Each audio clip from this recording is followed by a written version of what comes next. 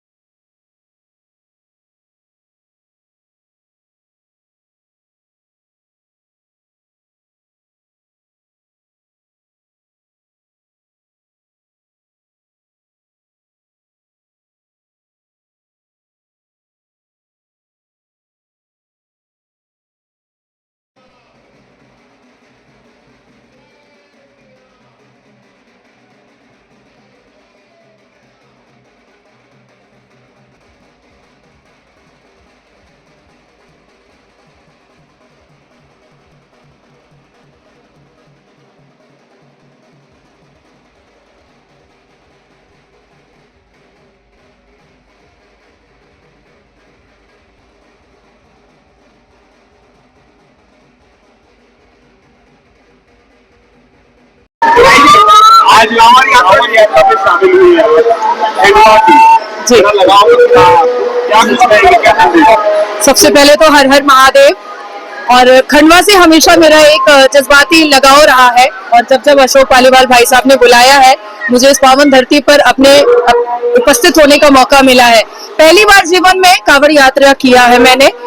एक तरफ डिंपल भाभी जब मस्जिद जाती हैं तो इस्लाम के हिसाब से मौलाना उनको जिन अभद्र शब्दावलियों से नवाजते हैं, वो हम सब ने देखा कि वो अभद्र शब्दावली में इस्तेमाल भी नहीं कर सकती। और आज लाखों की भीड़ में मातृ शक्ति के साथ, शिव शक्ति के साथ जब मैं चली हूँ, तो जो मान सम्मान, जो स्नेह, जो प्यार, जो इज्जत मुझे मिली है, मेरे पास शब्द नहीं है वो कहने के। और मैं उम्मीद नहीं कर सकती हूँ कि मेरे मजहब के मौलाना, मौलवी, कारी इतनी इज्जत और मान सम्मान किसी महिला को दे भी सकते हैं, क्योंकि ये हमने अपनी आंखों से देख लिया डिंपल भाभी का क्या हाल इस्लाम के जस्टिफिकेशन पर मौलाना ने किया है साड़ी पहनने पर। और आज वही साड़ी पहन करके मुझे शिव शक्ति का दर्जा दिया गया है। बिहार में SIR चल रहा है, उसको लेकर के विपक्ष लगातार सवाल उठा रहा है, और क्योंकि बांग्लादेश की घुसपैठियों को लगातार लेकर के भाजपा बात करती रही, तो आपका क्या सोचना है? देखिए, 8वीं 9वीं पास जो होता है ना, उससे सर फोड़ना बहुत मुश्किल हो जाता है। हम लोग देश के सर्वोच्च न्यायपालिका में प्रैक्टिस करते हैं। तेजस्वी यादव का प्रॉब्लम है कि उन्होंने संविधान पढ़ा नहीं है। अब अंग्रेजी शायद उनको आती नहीं है, हिंदी भी सही से नहीं आ पाई है, क्योंकि 8वीं 9वीं पास है। और जिस हिसाब से वो अपनी क्रिश्चियन बीवी को ध्यान दे रहे हैं, अगर उसका 10% भी उन्होंने बिहार की जनता को ध्यान दिया होता, तो शायद इतना झूठ में वो नहीं रहते। जिस तरीके से उन्होंने इलेक्शन कमीशन ऑफ भारत पर एक एलिगेशन लगाया, और तब फिर इलेक्शन कमीशन ऑफ भारत ने उस एलिगेशन को डिकोड किया और प्रूफ के साथ बताया कि तेजस्वी यादव झूठ बोल रहे हैं। तेजस्वी यादव को मुझे लगता है कि फिर से स्कूल में एडमिशन ले लेना चाहिए। महिला तस्करी का, किस तरह का आरोप है, कितना बड़ा आरोप है, क्या बदनाम करने की साजिश है? किसने बागेश्वर धाम पर जो आरोप लगाया है महिला तस्करी? देखिए, हमारे जो बाबर के कब्रिस्तान पे फूल चढ़ाने वाले कांग्रेस जो थे, उन्होंने आज से नहीं, हमेशा से संत, साधु, महंत पर हमेशा टिप्पणियां भी की है, और भगवा आतंक का एक प्रोपेगेंडा भी उन्होंने स्प्रेड करने की कोशिश की है। आप सोचिए कि किस तरीके से संतों और महंतों को कांग्रेस कार्यकाल में हमेशा फंसाने की कोशिश की। और आप एक चीज और नोटिस कीजिएगा कि जब भी हिंदुत्व और हिंदू और सनातन धर्म के संतों और महंतों को फंसाने की कोशिश की जाती है, तो महिला को इन्वॉल्व जरूर किया जाता है, जरूर किया जाता है। आज 2 युवक आपको गिफ्ट में मिले हैं, समीर और रेहान, वापसी कैसे देख रहे हैं?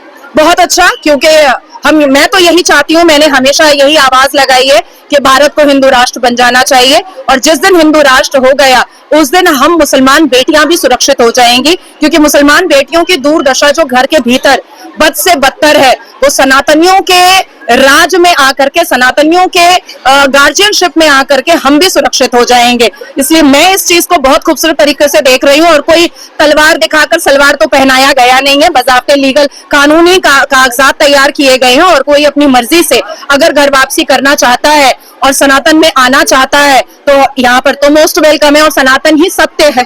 सनातन ही सत्य है और प्रज्ञा ने आतंकवाद को हरे रंग से जोड़ा है, तो उनके मामले को लेकर क्या कहेंगे और इसको किस तरह से आप देखते हैं?